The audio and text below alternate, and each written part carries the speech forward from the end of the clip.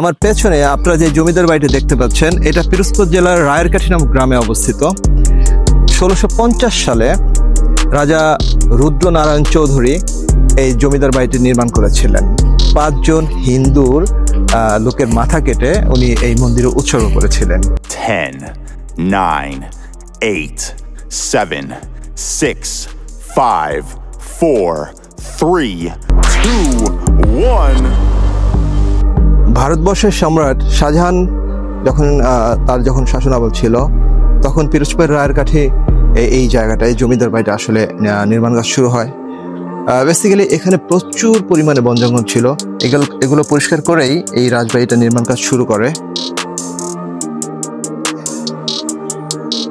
মোগল সম্রাটের শাসনামলের যুবরাজ সেলিম অর্থাৎ সম্রাট জাহাঙ্গীর বিদ্রোহ করে।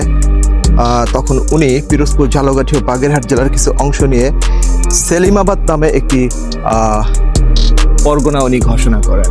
সম্রাট জাহাঙ্গীর বিদ্রোহ করে যখন পিরোজপুর, ঝালকাঠি ও বাগেরহাট জেলার কিছু অংশ নিয়ে সেলিমাবাদ নামে পরগনা সৃষ্টি করেন, পরবর্তীতে তিনি উক্ত এলাকার রাজস্ব আদায়ের জন্য মদন পালকে দায়িত্ব দেন।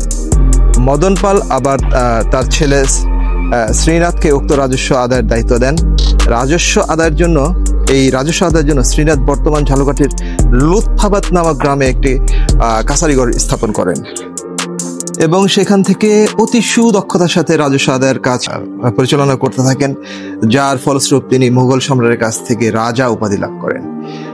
অ্যাকচুয়ালি এরপর রাজা শ্রীনাথের ছেলে রুদ্রনারায়ণ চৌধুরী বর্তমান পিরোজপুরের রায়েরকাঠি এলাকায় যে জমিদার বাড়িটা আপনারা দেখতে পাচ্ছেন, এটা বিশাল বন জঙ্গল যা ছিল ওগুলো পরিষ্কার করে উনি এই রাজবাড়িটা নির্মাণ করেন।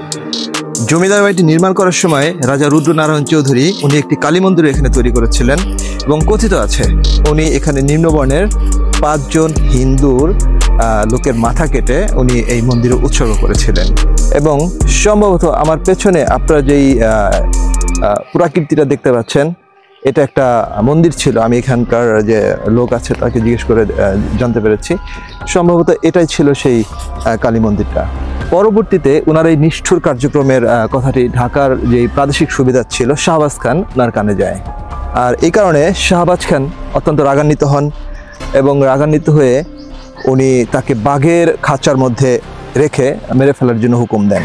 শাহবাজ খানের কথা অনুযায়ী বাঘের খাঁচার মধ্যে তাকে প্রবেশ করানো হয় এবং উনি এই বাঘের সাথে লড়াই করে ফরচুনেটলি, সৌভাগ্যক্রমে উনি বেঁচে যায়। এবং যখন উনি বাঘের খাঁচা থেকে বাঘের সাথে লড়াই করে বেঁচে যায়, তখন শাহবাজ খান তাকে মাফ করে দেন এবং পরবর্তীতে উনি এলাকা ছেড়ে চলে যান, এখানে আর উনি থাকেন না।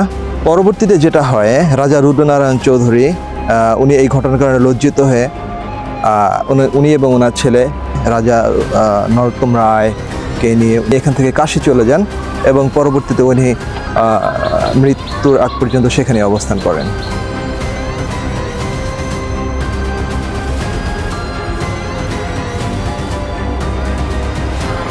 আমি এখন যে জায়গাটা আছি সেটা হচ্ছে গিয়ে যে জমিদার বাড়িটা আমরা দেখে আসলাম, সেই জমিদার বাড়িতে একটু পাশেই এখানে হচ্ছে গিয়ে ওনাদের এই মঠগুলো আছে। আমার পেছনে লাল রঙের যেই মঠ দুটো আপনারা দেখতে পাচ্ছেন, এটা নতুন করছে ওনারা, বাট আমার হাতের এই পাশে আপনারা যে মঠটা দেখতে পাচ্ছেন এটা অনেক পুরনো। এখানে একসাথে সারিবদ্ধভাবে 1, 2, 3, 4টা মঠ আছে। এই 4টা মঠের মধ্যে বোঝাই যায় যে না, একসাথে 3টা, পরবর্তীতে হচ্ছে গিয়ে এখানে আছে 2টা, এবং বোঝা যাচ্ছে যেখানে প্রথম যে 3টা দেখলাম এটা অনেক পুরাতন।